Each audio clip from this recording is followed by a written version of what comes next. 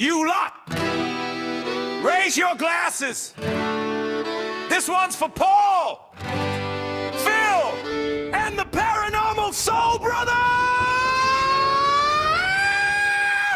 Paul's got a torch and a trade he's built. Swears that he felt a cold hand on his bum. Phil's in the kitchen with a GoPro helmet, shouting, "Come at me, spirit, you cowardly scum!" Soul Brothers burning the bargain bin sage, reading vibes like a busted old gauge. Ghost wankers, ghost wankers, three brave idiots and a busted van. Ghost wankers, chasing bad vibes round the caravan. If your house feels weird and your dog won't stay, they'll rock up drunk and scare it away. Ghost wankers, best worst hunters in the whole damn land. Oh, yeah. Tonight we got a great guest. We got Sam Irvin. And Sam Irvin has all kinds of titles. He's a film and television director. He's a producer. He's a screenwriter.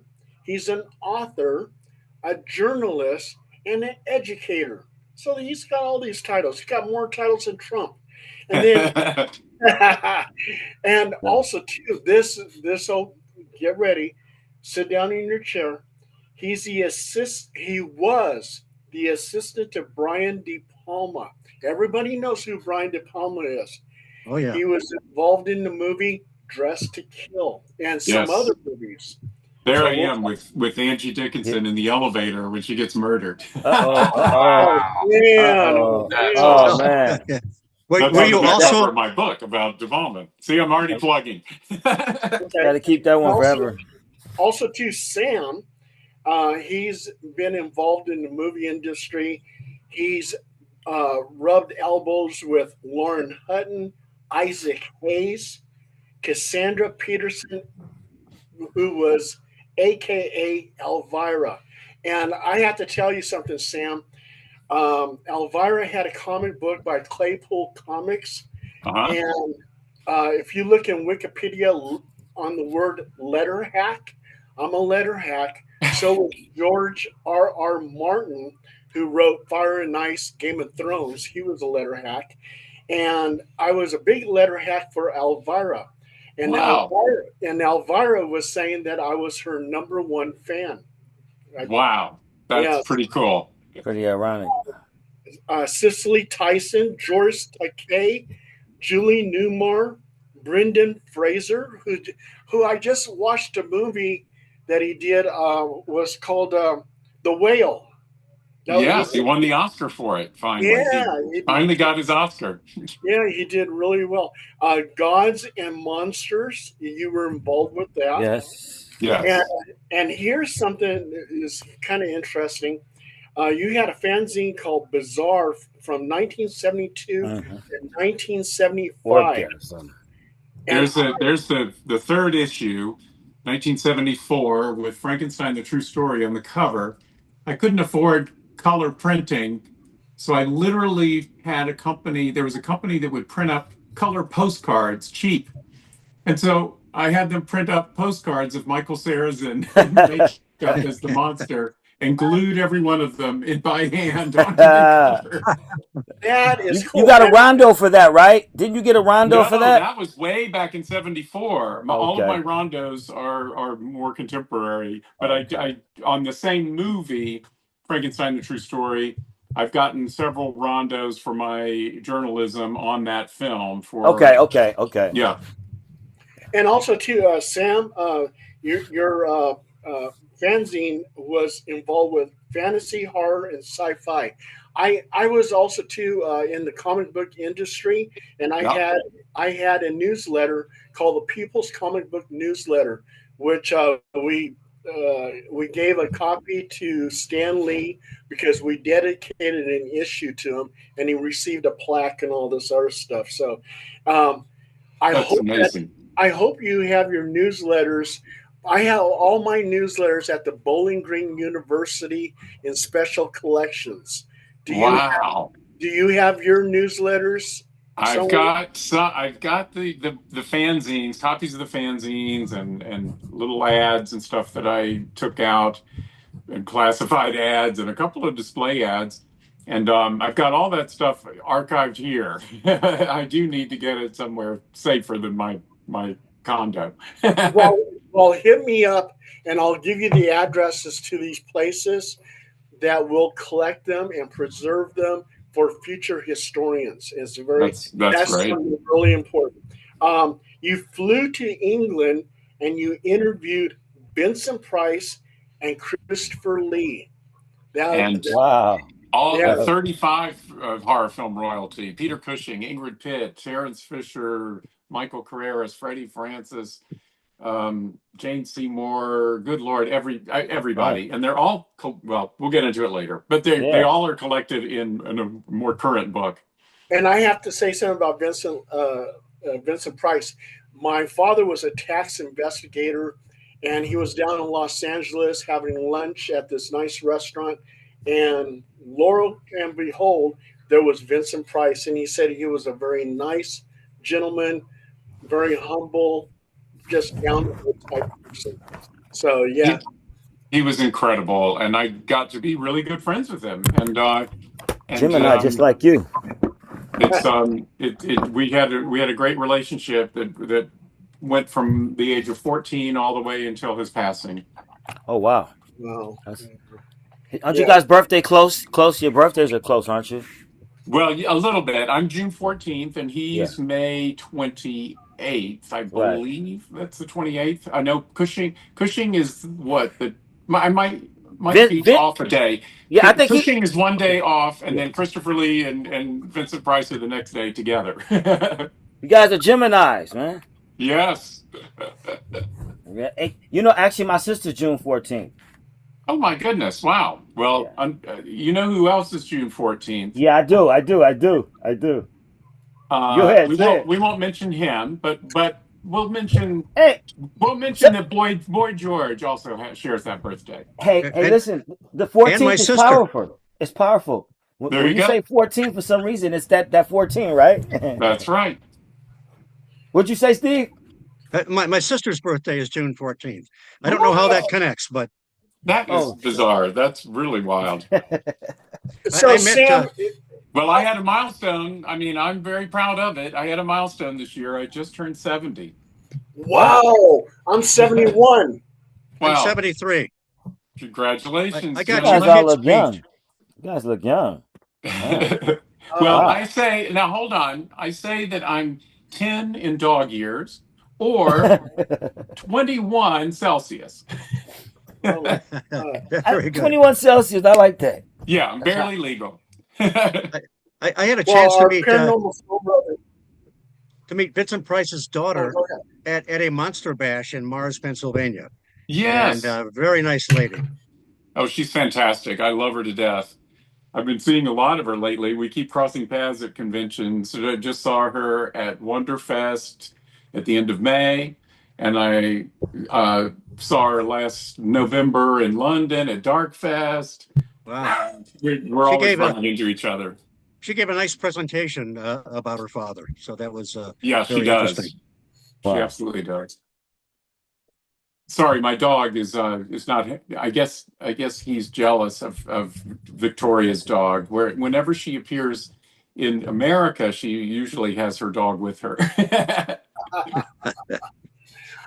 Paranormal Soul Brother, you had a couple of questions you wanted to ask. I was just gonna say, like, when you were working with Elvira, or when you're directing that set, like, was there anything paranormal that happened, or any funny moments, like, with her, that the viewers probably wouldn't know about?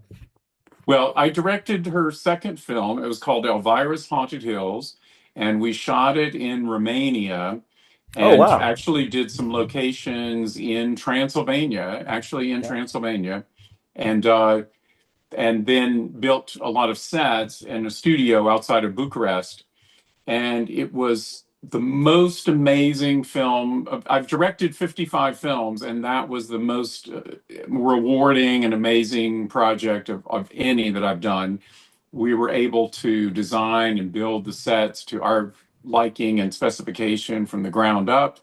Wow. And I don't always get to do that. Many times it's just renting a house or two and going to rent some office space, and you can't really move stuff around too much, and you're kind of restricted. But in this case, we were able to do homages to different sets from the Edgar Allan Poe, Vincent Price movies like Pit and the Pendulum and House of Usher and all that kind of stuff. Um, I don't know that I would say there was anything that paranormal came up, but I'll tell you, the spirit of Vincent Price was alive and well on that set. All right. I had become incredibly great friends of his. He had passed away, and he passed away in '94, and we did the film in 2000. But you know, I was so in love with him, and in fact, we became so close at one point that we almost became lovers. And I write all about that in my book. I Was a Teenage Monster Hunter: How I Met Vincent Price, Christopher Lee, Peter Cushing, and more. And this is the book I was mentioning that collects all 35 of those great interviews that I did back in the 70s for Bazaar. But I have a whole giant chapter on my relationship with Vincent and how great it was. Well, Cassandra Peterson, who's Elvira, also knew Vincent very well, and both of us were huge fans. In fact, the film that the first horror film I ever remember seeing at the age of 5 was Pit and the Pendulum, and it changed my life. And the fact that I grew up to direct a spoof of that with an actual Pit and the Pendulum, it still makes the hair on the back of my neck stand up. But the first horror film she remembers seeing was House on Haunted Hill, the Vincent Price film. And both of us seeing those films at a impressionable young age like that, and changing our lives, you know, we just, in so many ways, Cassandra and I both feel like we were separated at birth somehow, because we experienced so many different things similarly throughout our lives. And we both are gingers. I'm not much anymore, but I did have ginger hair, and she's a ginger, and you know, just different things. It's kind of interesting. But the other thing was the co-star of the movie, the actor playing the sort of Vincent Price character in Elvira's Haunted Hills was Richard O'Brien, who was Riff Raff in Rocky Horror Picture Show, but a lot of people don't realize he wrote Rocky Horror Picture Show. He wrote the play, he wrote the melodies, he wrote the lyrics, he wrote the screenplay to the movie. He is Mr. Rocky Horror, and he loves Vincent Price and knew everything about his movies backwards and forwards. And between the three of us, we were just, I mean, the whole time it was just a love letter to Vincent Price, and we dedicated the film to him, and it was a very, very heartfelt dedication for sure. But it was so much. We just had so much fun making it. You know, we couldn't stop laughing.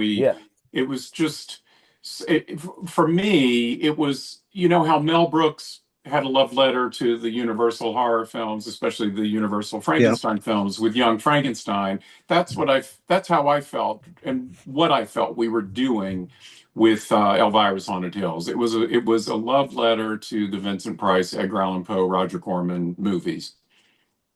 Wow, that is amazing. Incredible. Roger Corman too. I'll tell you a story. It's a little long. Bear with me. I met Vincent Price when I was 14. I grew up in Asheville, North Carolina. My dad owned movie theaters, and by the time I was 11, I was booking Saturday morning horror kiddie matinees. And I organized a Vincent Price, Edgar Allan Poe film festival where we would show each week, we'd show in order, you know, House of Usher, Pit and the Pendulum, Haunted Palace, et cetera, et cetera. And I even created a flyer and cut out, you know, the ads from the press books, and had that with the sort of the calendar to hand out at the theater. Well, when I met Vincent Price at the age of 14, he was playing Fagin in a stage production of Oliver that was being performed in Atlanta, Georgia, which was a 4-hour drive from where I lived. And I got my mother at gunpoint practically to drive me down there so I could see it and meet him. And I, when I met him at the stage door, there was a line of fans, and when it was my turn, I showed him this flyer. I'm 14. I said, I did this 3 years ago. And he said, oh my God, you're this entrepreneur at this really young age. And he was very impressed with that. I told him my name was Sam Irvin. Back then, there was a very famous Democrat senator from North Carolina named Sam Irvin, who became the chairman of the Watergate Committee and was very, very, nationally well known. And Vincent Price said, oh, you must be related to Senator Sam Irvin. And I said, well, everybody thinks so, but he spells it Ervin, and our family spells it Irvin. So there's no direct relation, but we get the best tables at restaurants. And he thought that was funny. And then I said, so he kind of had my name made an impression as well as the flyer. But then I said to him, by the way, I know your monologue from Pit and the Pendulum. And he said, you do not. And I said, yes, I do. We had to learn a monologue for an assignment at class. And I asked the teacher if I could do Edgar Allan Poe. And she said, yes. So I raced home and I transcribed his monologue from Pit and the Pendulum. Why? This is long before home video. I recorded the audio on reel-to-reel audio tapes off of TV with the microphone. And I had a collection of them, and one of them was Pit and the Pendulum. Anyway, I had learned that monologue. And of course, it was Richard Matheson, not Edgar Allan Poe, but don't tell my teacher. Now, he said, you do not know that. And I said, do you know where you are, Bartolome? You're about to enter hell, the netherworld, the infernal region, the abode of the damned, a place of torment, Gehenna, Naraka, the pit, and the pendulum, the razor edge of destiny. Thus, the condition of man bound on an island from which he can never nor hope to escape, surrounded by the waiting pit of hell, which must destroy him finally. And when I finished, the whole line of fans all applauded, and Vincent was gobsmacked, and that really made an impression. So about a year later, when I was 15, I got my mother to take me to he was doing a lecture tour series at colleges, and we went to see it. It was a lecture tour on villains, and afterwards went backstage. As soon as he saw me, he went, Sam, what are you doing here? And he turned to the line and he said, this young man knows my monologue from Pit and the Pendulum. So I did it again, like his little wind-up monkey, and got an applause, and it was really funny, and he thought it was hysterical.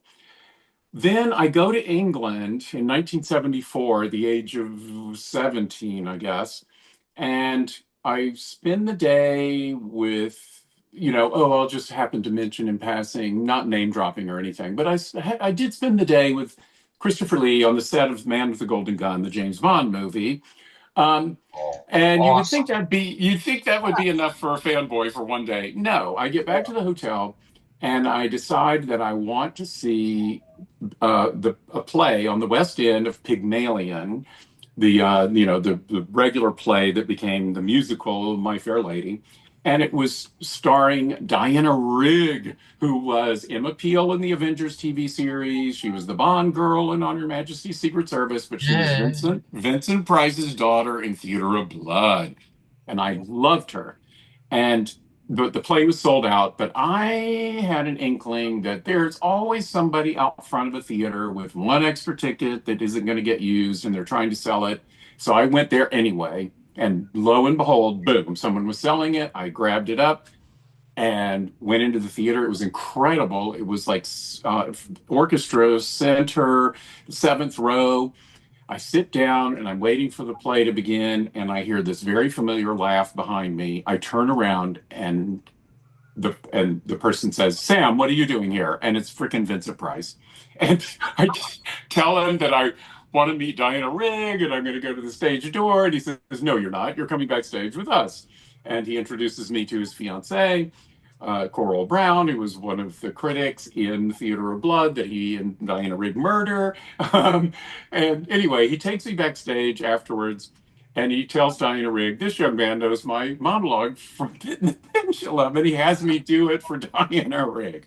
Okay, now, flash forward to after Vincent has passed away in 94, And it's like around 99 or so. And I get a call from Cassandra Peterson, and she says that she's interviewing directors for the second Elvira film, and she wants to meet with me.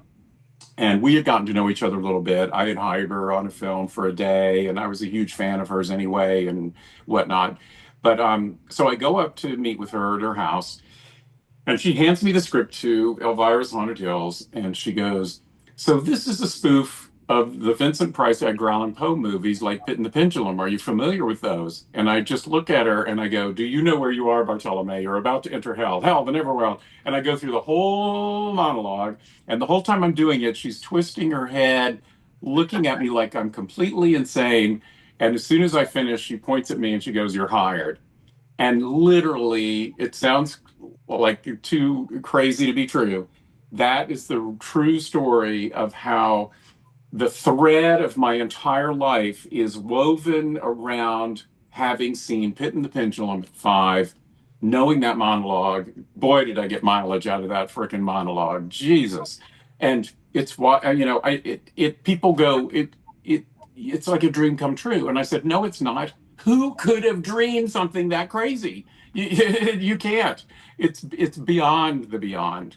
So when you ask about something paranormal or whatever, there's something. There's just something in all of that that it is ethereal, some kind of I mean, karmic that's super thing. normal. That is paranormal. I mean, that's that's beyond coincidence, beyond It is. like in quantum physics or quantum timelines, something that's supposed to happen, they can try to erase that timeline, but if it's really supposed to happen, it keeps forming back again. Yes. And It's and not I'm leaving out. I ran into Vincent Price accidentally about 5 more times. I'm really. not kidding you. We just you couldn't keep us apart. When did you get It to spend the was most time with them? Like, when did you guys get to really, like, I guess, hang out? Like where you could Well, just really. we actually I developed a project and we worked on it for a couple of years of a film project that I was going to direct. We got Brian Clemens to write it. He was the writer of the Avengers TV series. He wrote Dr. Jekyll and Sister Hyde for Hammer Films. He wrote and directed Captain Kronos Vampire Hunter. He wrote Okay. the script for Golden Voyage of Sinbad, et cetera, et cetera.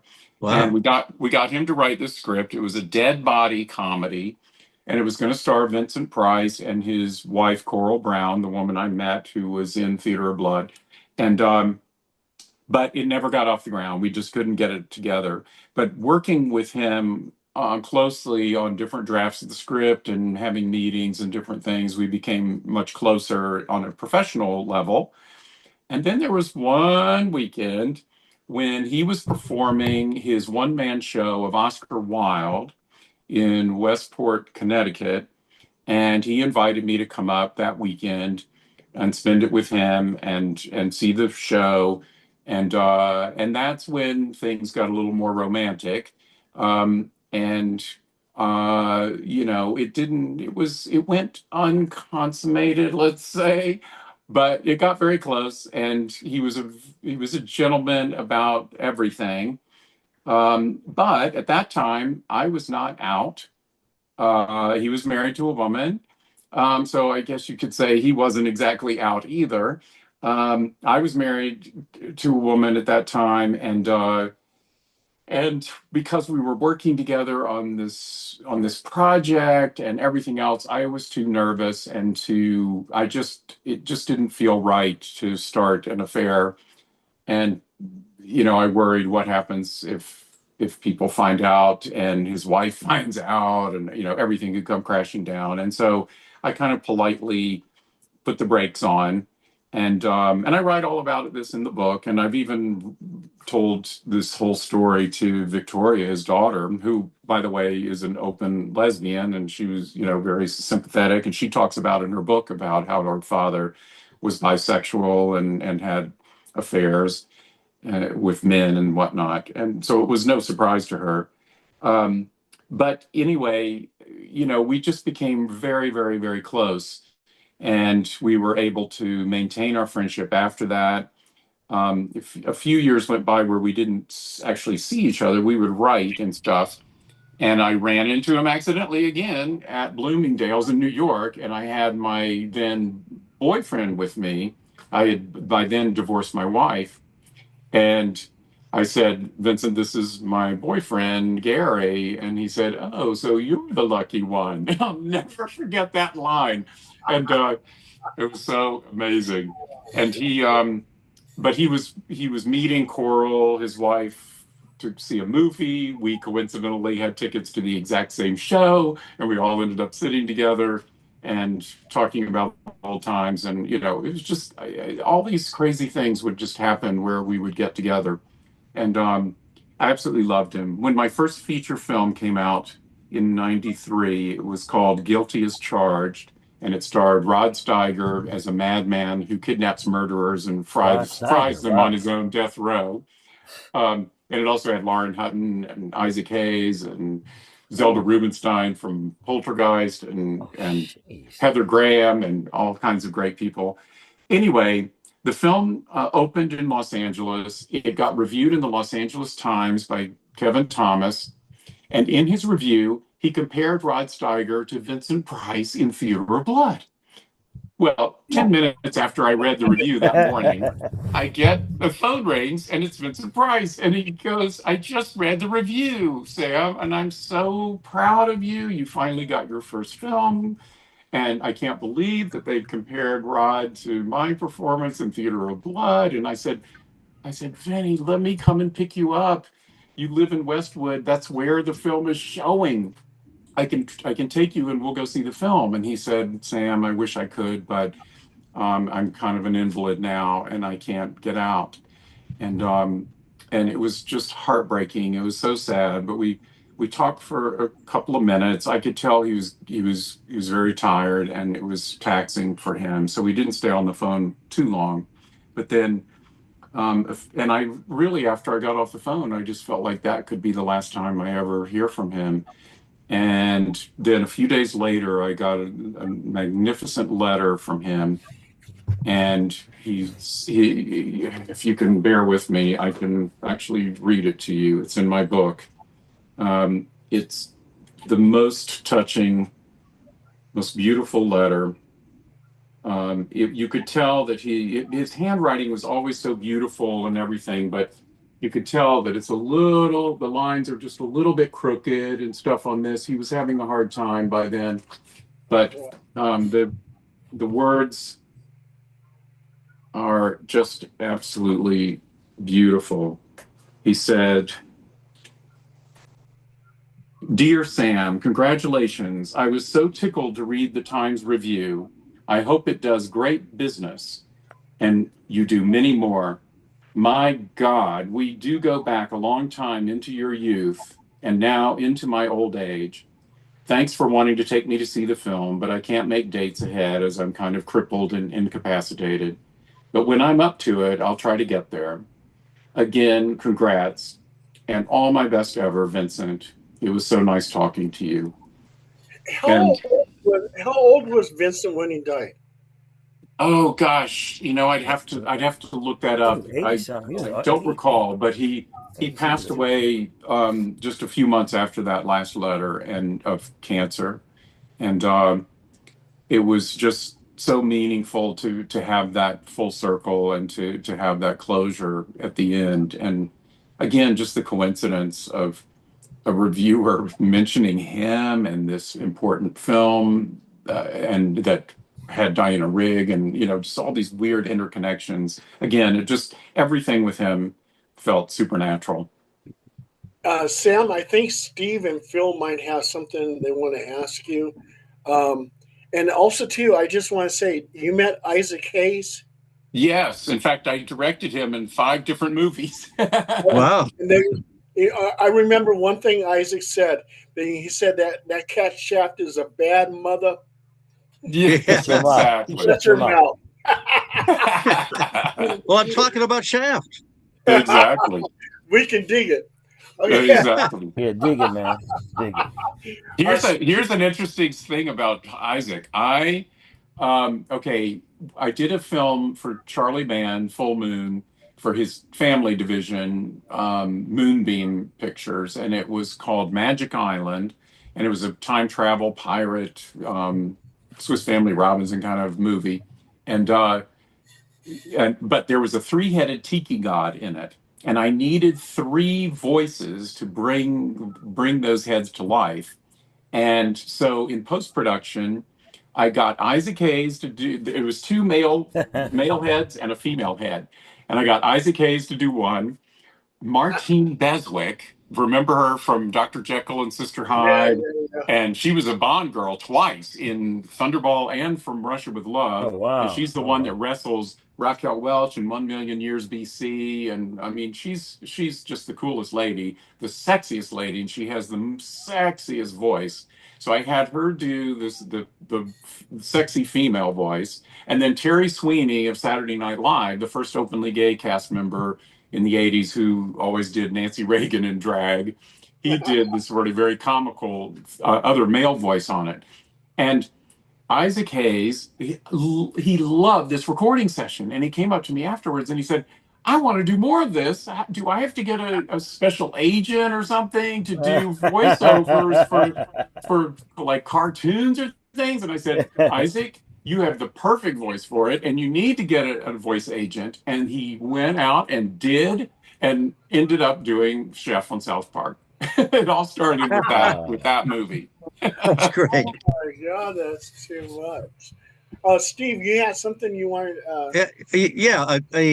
Were you involved with Brian De Palma's Obsession film? I was not involved with Obsession. It was shortly after that. I loved Obsession. I fell in love with De Palma because of Sisters and Phantom of the Paradise, and I organized a film festival in his honor. It was the very first Brian De Palma Film Festival ever, and it was at the University of South Carolina, where I was going to school in 1975, and got him to come out there. That's a whole story in and of itself, but we don't have all day. But those were the two films that I Phantom of the Paradise and Sisters, that absolutely made me go bonkers over him. And when he came out there, he was in early stages of casting Carrie, and which was by this unknown. It was based on an unknown author named Stephen King. It was his first book, and so he went off and he made Carrie. But when he came to my campus, Obsession was in post-production. And he talked all about it. He came to my film class and drew storyboards of Obsession. And get this, in November 75, he brought the audio tapes of the recording of the score by Bernard Herrmann, the greatest composer of all time. Psycho, Citizen Kane, Vertigo, etc. And of course, Sam, Obsession was a tribute to Hitchcock's Vertigo. Absolutely. And Bernard Herrmann also did the film score to Vertigo. Yes.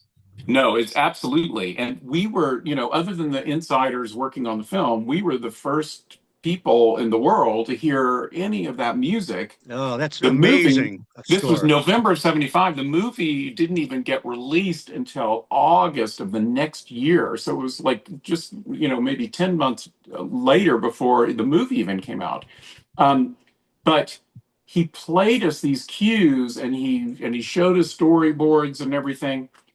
Well, this was November of 75. And then he said, Bernard Herrmann, in fact, I had recommended him to my friend, Marty, meaning Martin Scorsese, to score Taxi Driver. And that's what he's doing right this minute. And so then he finished the score just about, let's see, this was the mid-November. He finished the score, the last recording session, the following month on Christmas Eve in December of 76. And he walked back to his hotel and he passed away of a heart attack. I know that was his last score. And so we were listening to those cues of obsession when he was still alive. I mean, it still makes the hair on the back of my neck stand up thinking about that.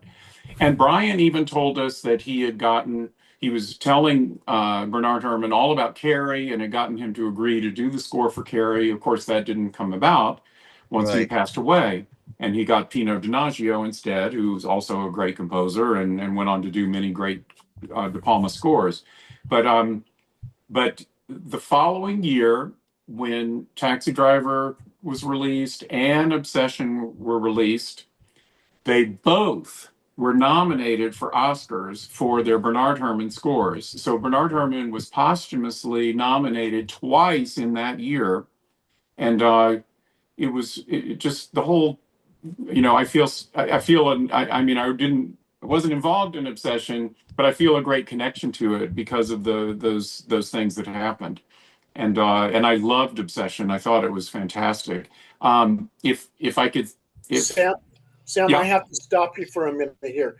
We have about a minute and 40 Oh, seconds. yeah, you have to send me a new link. Yes. So we'll take a 10-minute break. Smoke them if you got them. Okay. Sam, I want to ask you real quick. Like with your expertise, I read that you taught graduate level study stuff at USC, Yes. and I was wondering, with your expertise, would they? Wouldn't you be a quick qualifier? You wouldn't even need to apply for the job. Like, couldn't you just like pretty much go into class? I mean, with all the expertise that you have. And then I want to ask you, do you know Max Tash, Bill Dow, or Buzz Sapien? Any of those directors? Well, I'll ask you after. I don't know Okay. them, but I have a great story to tell you Okay. about teaching at USC when we come back. Please. Oh, Okay. fantastic. And we All got right. like 50 seconds. And All right. I'm gonna hit up the bathroom and then I'll check for the link. I'll get some more coffee. I'm going to the bathroom as well. Just thought I'd say Okay, that.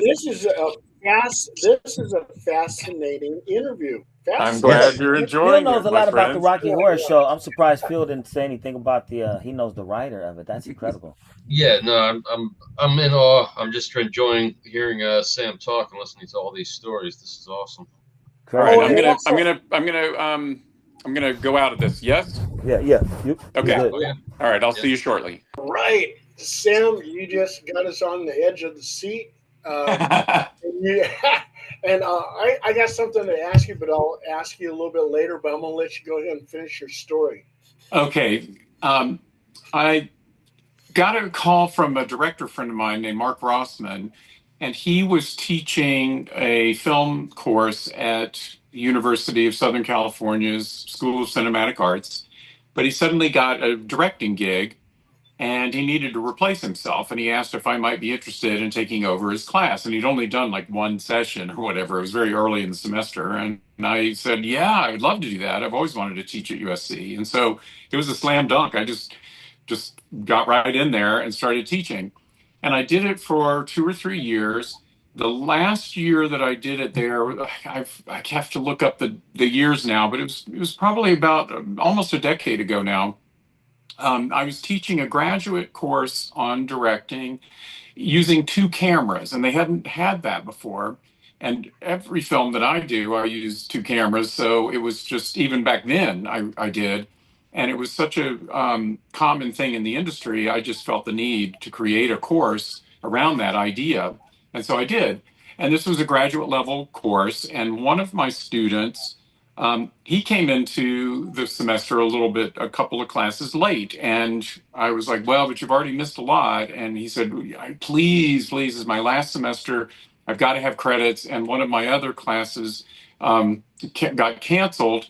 And I just got to do this. And he said, could you tutor me on what I missed?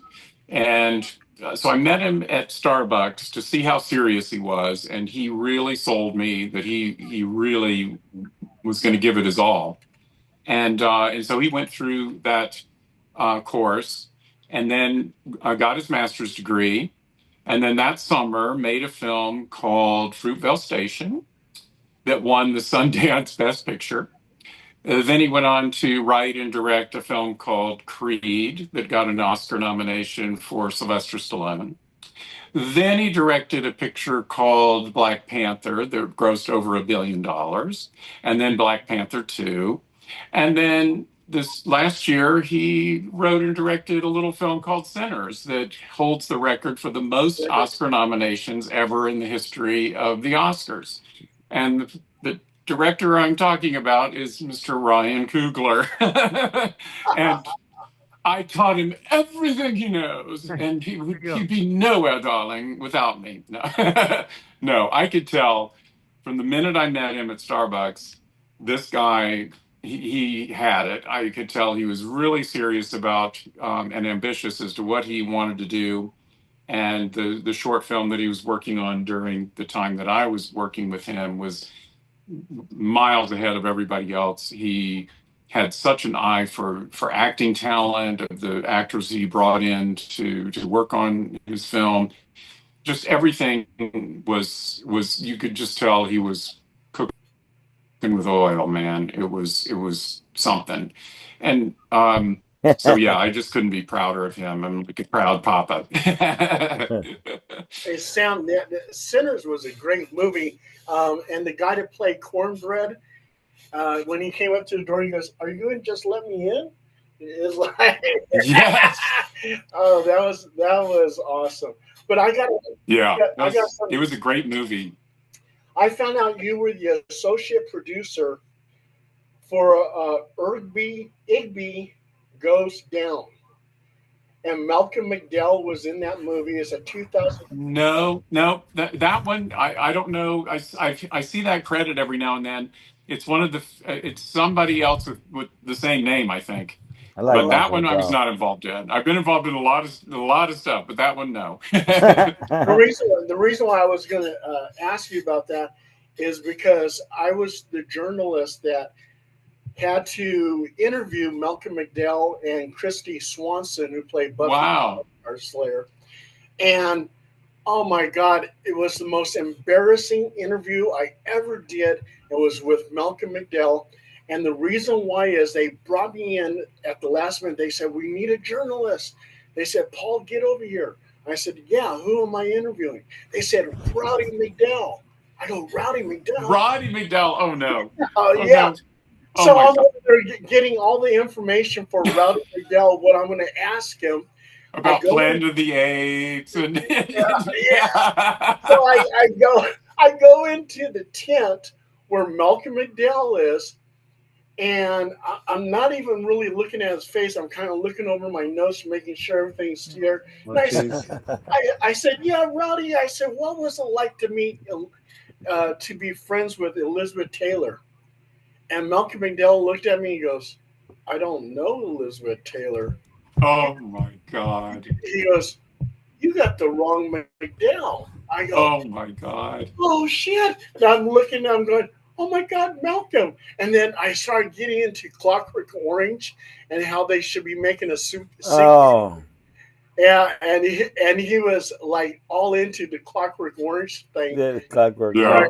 Orange. I calmed him down because I thought he was ready to punch me. Thank God you could shoot from the hip and knew some of his film work. Yeah, that was so embarrassing. Oh my gosh, yeah, that would be rough. The most embarrassing moment I ever had was when De Palma, when I brought him all the way to the University of South Carolina for the first ever Brian De Palma Film Festival. Take him to film classes, like I said. We did Q&As for the films we were showing, Sisters and Greetings, which was a film with Robert De Niro. He discovered Robert De Niro. And we finally got to Phantom of the Paradise, which was a midnight show. We told everybody to come in costume. Brian would be the judge for prizes, and we did all of that before the movie started. And then we finally are ready to start the movie. The lights go down.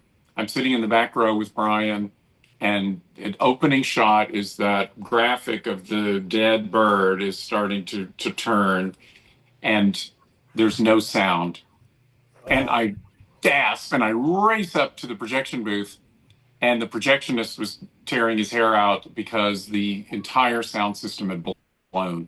And there was no way after midnight in Columbia, South Carolina, you were going to get a new sound system set up. And we had to cancel the freaking screening. And I went down there with my tail between my legs and did the walk of shame to announce that we were canceling it. And I thought all the goodwill that I built up with De Palma just got flushed down the drain. He'll never speak to me again. But no, this will show you the sardonic sense of humor he had. He thought it was hilarious. He said, listen, Phantom of the Paradise has been cursed from day one. It almost didn't get made like 3 times. We kept losing our money. We did this, that, and the other. He said, this is just one more thing, and it's just typical. And he loved to tell that story anytime he introduced me to people after that, because he loved to embarrass me. Even when he introduced me to Steven Spielberg, he told that story, and I was just crawling under my chair.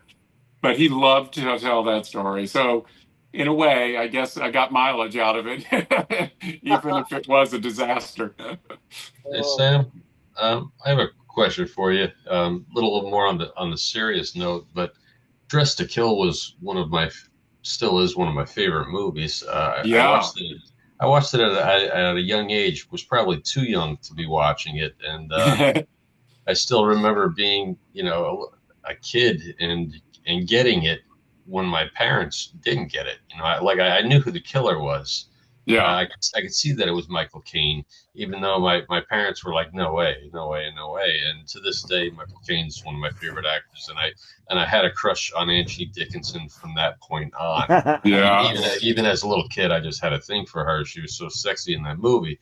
But that movie follows kind of a tradition that a lot of films that I wasn't even aware of at that time, and really up until just a few years ago, they started to make note of it, that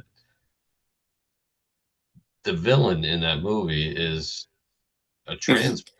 Yeah, and, exactly. and Cross-dressing psycho killers. There's a whole subgenre of them, from Psycho right through to Silence of the Lambs.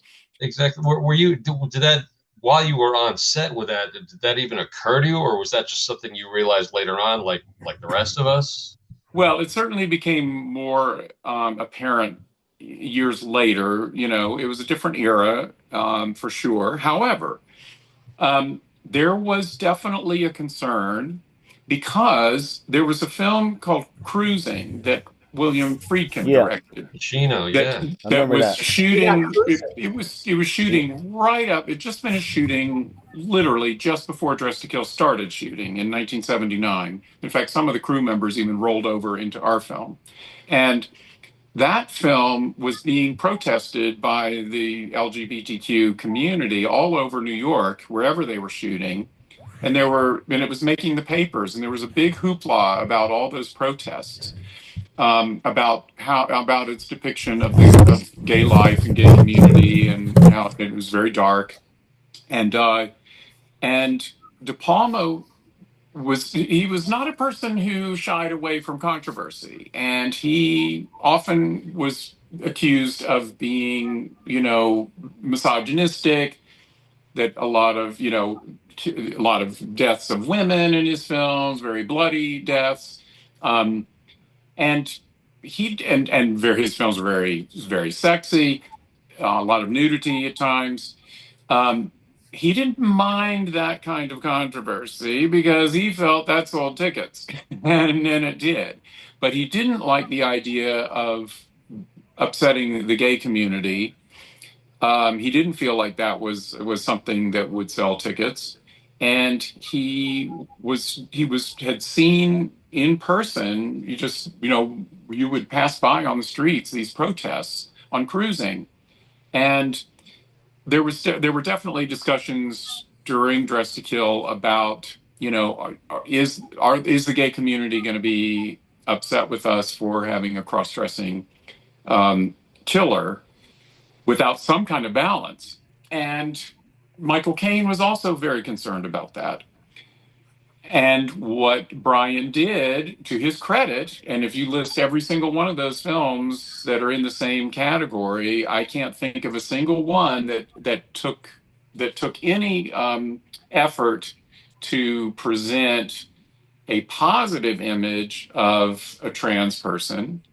Brian put in Dress to Kill a whole sequence where he licensed a real life interview with a real life trans woman who was being interviewed on the Phil Donahue show. Yeah. And she was a very successful trans woman, well adjusted. She was promoting her book that dealt with her transitioning. And it was a very sympathetic interview. And that sequence, the Michael Caine character, it's a split screen sequence. The Michael Caine character is watching the interview in his office on television. On the other side of the split screen, the Nancy Allen character is watching the same interview in simultaneous time on television in her apartment. And there's all these mirrors and split images and everything. It's a beautifully done sequence, and it's not just a 2-second thing. It goes on for a good couple of minutes, and they're listening to this very positive portrayal of a real life, well-adjusted trans person, and that was a direct result of those protests that were going on with cruising. And people can look back on the film now, well, but that didn't go far enough, or to balance things, and still have complaints. But we have to remember this was an entirely different time, and the struggle to bring all of these things to everyone's attention and educate people about these things is a slow process. It doesn't happen overnight. And these were little battles that were being won. And I'm telling you, that vocal minority who were protesting on cruising, they made a difference. And this happened as a result of that. And I think it's a win. And I look at that as a very positive thing. And I was closeted at the time. I couldn't stand up and say anything about any of this for fear of it, outing me or being, putting the spotlight on me. I was terrified, but I was listening to every little thing that was being said, and I was proud of what was being done. And there was serious talks about all of that, and so, I still, the film is obviously still problematic, but I think with the proper introduction and the proper, placement in history as to when this happened, I think it was had a positive step going for it. But wasn't the Michael Caine character kind of inspired by Norman Bates? I mean, the Hitchcock influence absolutely. I think Brian is obviously inspired. It's so much of what he has in his films are inspired by Hitchcock.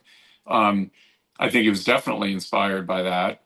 And he was just kind of another Norman Bates character, really. Yeah, but you're still talking about a cross-dresser who, right? Is a psycho killer, and not all cross-dressers are psycho killers, but apparently in horror films they are. So, the sensitivity training hadn't taken place at that time, and I think we're all now a little more cognizant of that, and hopefully, for films like that in the future, that they'll be dealt with in a more sensitive manner. But on the other, you can argue all sorts of stuff with Brian. As much as there were protests against him being misogynistic, his female characters are some of the strongest female characters you can find in films of that era. They are. Look, the Nancy Allen character is a prostitute, but she doesn't have, she's not under the thumb of a pimp. She's got her own agency in life, and she's, investing her money in Wall Street. She's, in charge of her destiny and doing what, she's a powerful woman who's doing what she wants to do. And you look at something like Carrie, my goodness, Sissy Spacek, her character takes charge of and has revenge on these bullies. you can go down the list of all these characters who were, all of his female characters. They were, first of all, he got the most incredible performances out of the ladies in his films. You mentioned Obsession. I think that's Geneviève Bujold's greatest Yeah. role. I absolutely loved her in that. If there's a weak link in Obsession, I hate to say this, because he was a wonderful actor in many things. He was nominated for an Oscar for Charlie, but I Right. don't think that Cliff Robertson. I think she kind of steals the movie out from under him. I don't think he's as strong as she is. And I learned something very interesting when I was working on The Fury. I interviewed John Cassavetes, and he told me off the record, but now I talk about it because he's no longer with us, and Cliff Robertson is no longer with us, and enough years have gone by. It's been almost a half century. Um, but he was originally offered the role that Cliff Robertson played in Obsession, and wow, I think that could have been very, very interesting. And I'm kind of sorry that that didn't happen, but there was a conflict scheduling or something that prevented him from being able to do it. Was that the only De Palma film that you got a chance to work with him on? Oh, Cassavetes? Not John Cassavetes. The Dress to Kill, was that the only Brian De No, Palma film? no. I worked on the first film I worked on was The Fury. I worked on that when they were shooting locations in Chicago during my summer break between my junior and senior year of college. And You know then, Michael Douglas, huh? yeah, Michael Douglas, John Wow. Cassavetes. Oh my Um, goodness. I mean, it was an incredible cast. Amy Irving from Carrie, Charles Durning, um, gosh, real, wonderful. Yeah. Oh, Dennis Franz, one of his earliest films, who went on to, do NYPD Blue and all that. Yeah. And he did several films with Brian before his big television success. But anyway, I worked on The Fury, and then I went back and finished my senior year, graduated in May of '78. And Brian called me and said he was making a low budget comedy called Home Movies that summer and wondered if I Oh, wanted to come movies. up and work on it. And I was like, yeah. I I took my last exam and skipped my graduation ceremony. I just got on the plane and went right up there. Oh And it shucks. was called Home Movies, and it was with Kirk Douglas, Nancy Allen, Keith Gordon. The first time that Nancy and Keith were paired, because they reunited in Dress to Kill right after that. And then so after Home Movies, I thought I was going to be his assistant like I was on Fury, but no, he just said, "Oh no, you're going to be the associate producer and production manager," and he just threw me into Nice. the deep end to see if I could swim. And and I guess I did, because after that he hired me full time as his assistant, and he had his own production company, one man operation called Fetch Productions. But I was I was the assistant that would read the scripts and do script reports and run errands and just do everything. And then so the film that I really got to see every stage of it, from the earliest beginnings when he handed me these stacks of legal pads with the script written out in longhand, um, all the way, through him storyboarding it, preparing the movie, shooting the movie, editing the movie, and then having the movie distributed. I was involved in that at every stage. And so in my book, that I have this book called Confessions of a Brian De Palma Protege, I go into the most detail ever on Dress to Kill, a day by day journal on the making of that. And and then after that, I worked for about a year on Blowout, on the development and pre-production of it. And right about when we were just getting ready to shoot it, Brian came in and kicked me out of the nest. He said, um, "Listen, I have a friend who has written a script for a comedy. He needs a producer. He's got half the money. He needs somebody to go get the rest of the money. I can't help him because I'm too busy with Blowout. I need you to go help him." and produce this movie. And I'll be available if any crises come up. But please go do that. Your talents are better served as a producer than making me coffee on the set of Blowout. and and so he was being a good dad and kicking the child out of the nest, and I went off and produced that film instead. And that sort of, from there I ended up, I really wanted to direct, and I ended up directing a short film. Brian helped a little bit with that. He gave me his editing room for free, so we still had a great relationship and everything. And then eventually we just kind of drifted apart and did into our own careers, because I had a directing career to go off and do. And so, yeah, so it was really the three ones that I was on set for were The Fury, Home Movies, and Dress to Kill. That's awesome. What was the comedy that you produced? It was called The First Time, and it was written and directed by Charlie Lobenthal. Brian felt the script needed a little work, so we got Bill Finley, the actor who played the Phantom of the Paradise and the evil doctor and sisters, and the psychic bum in The Fury. He and his wife came on board and did a rewrite of the script, which was amazing. And it starred Tim Choate, who had a tiny part in Blowout as a sailor. It also had Wendy Jo Sperber, who had starred with Nancy Allen in I Want to Hold Your Hand, and also Spielberg's 1941. And then she went on to do Bosom Buddies on TV with Tom Hanks.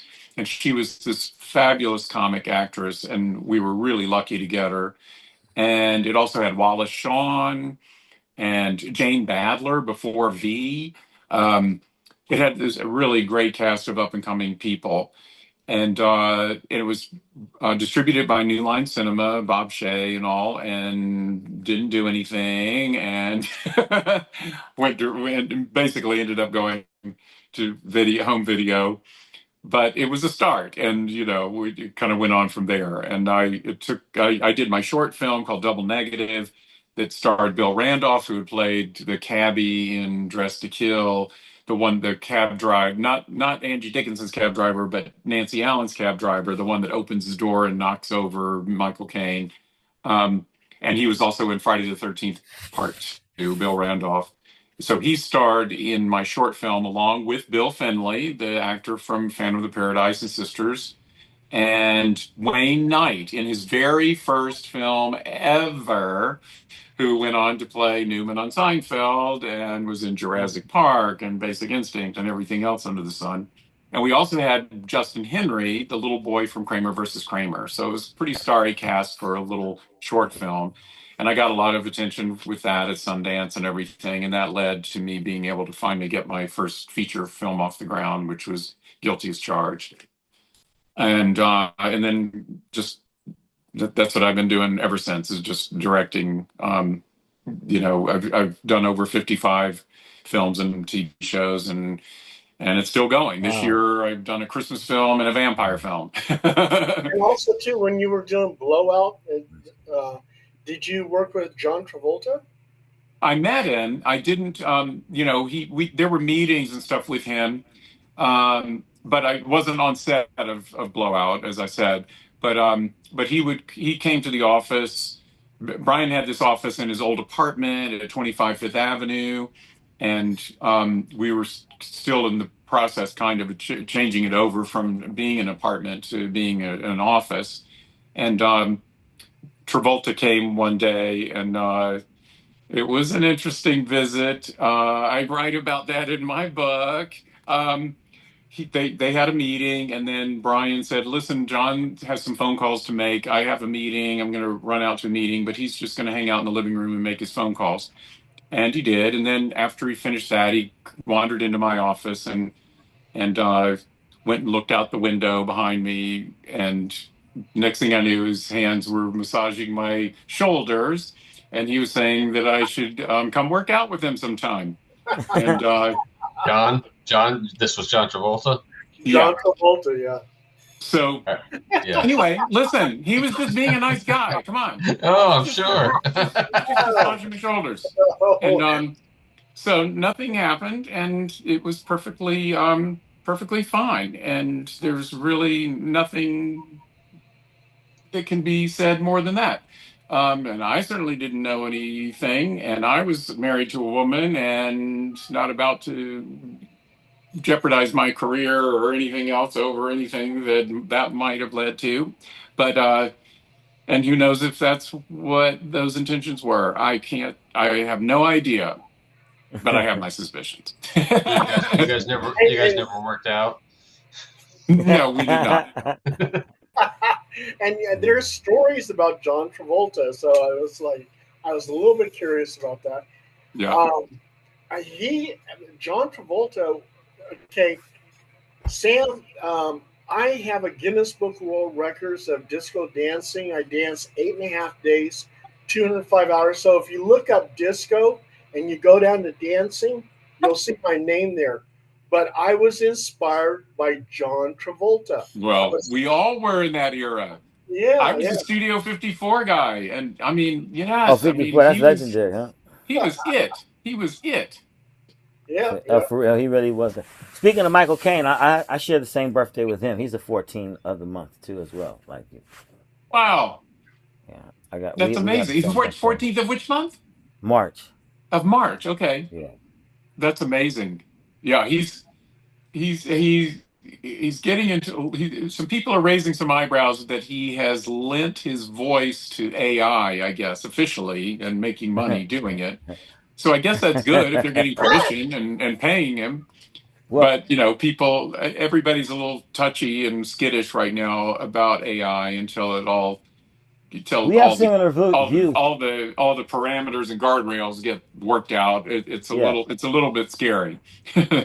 and also too, Sam, we in our little communication, you're very much, I think, against AI, correct? Well, I see it as this amazing thing, and it's an amazing tool, and it produces amazing stuff. But it also, the reason it does that is that it's stolen artwork, film clips, voices, everything from people without any compensation, and it's putting people out of work. Especially right now, it's put artists out of work.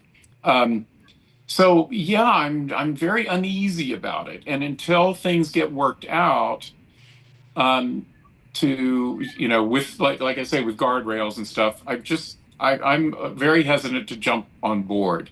Also, I self-publish my books through Amazon. Well, when you self-publish through that division, you have to sign an affidavit that says whether you've used AI for any portion of the book, the text or the images, things like that. I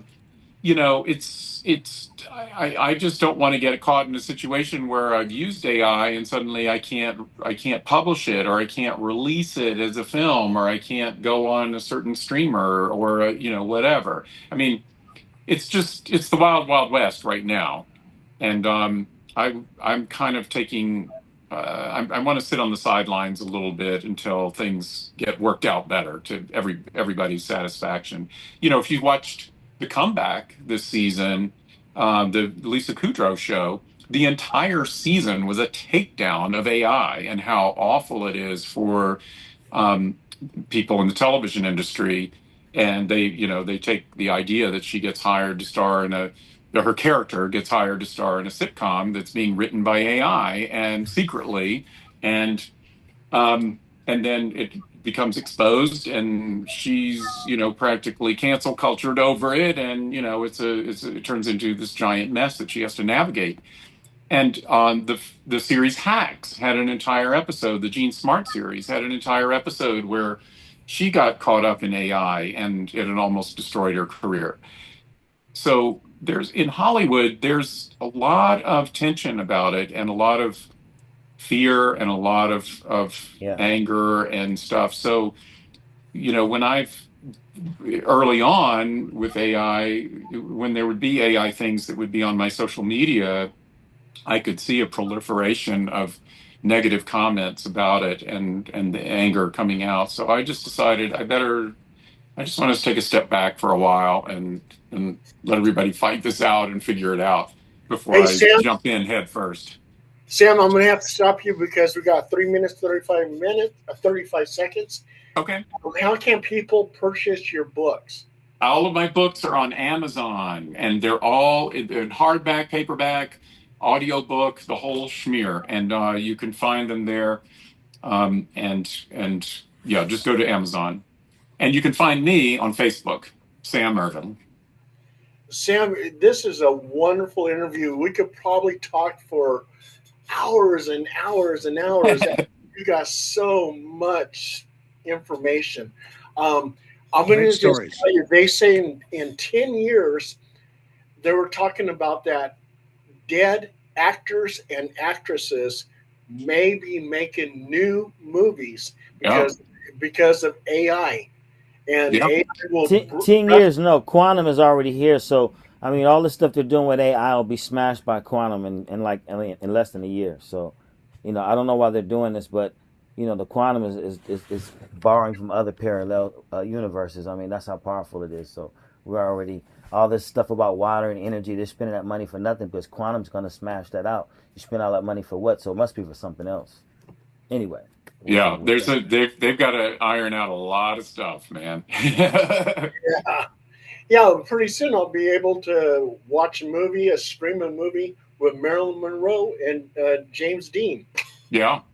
Well, you know, like some of these films, you know, like what's it called? London After Midnight, the Lost Silent film with Lon Chaney. You know, if there's a way they can take the stills that still exist in the script and everything and figure out how to do an AI version of that, that'd be kind of cool. I'd want to see that. They can indeed. But you know, the thing that you don't have to worry about is that no matter how much AI copies us, there's a part that comes from us that even if we did it with them or without them, it's that one thread that's missing. But people are going to start recognizing that, and you're going to be able to pay for that. Even if you hear AI, you're going to know if that human's been involved. People will recognize that more. That's coming from us. But the parallel I see is with rap music when that started back in hip hop music back in the 80s, like early 80s and stuff. Yeah. It was all the sampling. And remember sampling? Yeah, I did sampling. Yeah, I got drum machines right now up to yin yang. Yeah. I tell people that we were sampling, now they're sampling us. We can sample them again. Yeah. That's what I'm saying. They had to work out payment for it. And they finally did. And they put up the guardrails and now you see, you know, every song has 25 composers, and that's okay.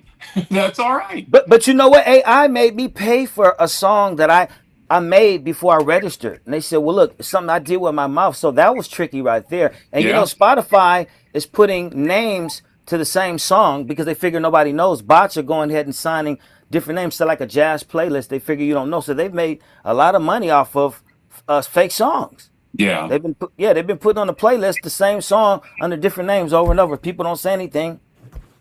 Yeah. No, it's like I say, the Wild West. yeah. But I mean, hey, you'll find a way. June 14th, Jim and I will find a way. That's true. Sam, thank you so much. Nice meeting you. Nice.